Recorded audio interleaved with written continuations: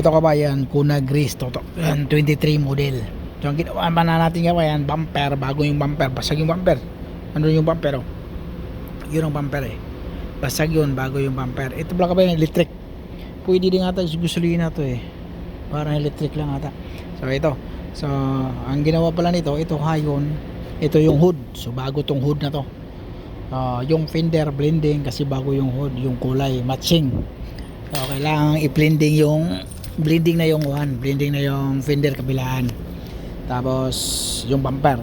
Tapos ito pala kabayan, ito basag din to. So walang bago. So kailangan natin sabihin natin sa estimator na kailangan bago to para pagkatapos ng pinturahan, kumpleto na yung accessories din. Kasi pag kadalasan kasi kabayan, pag hindi mo i-check lahat ng accessories, mayayari mag-assemble ka na tapos marami po lang pisa na mga basag na kailangang palitan.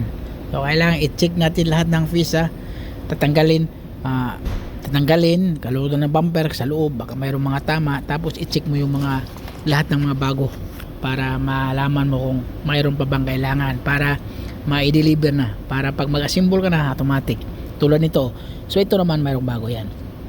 Ito yung kuha natin, yung hayong natin, hayong. So klaksong pala yan, klaksong.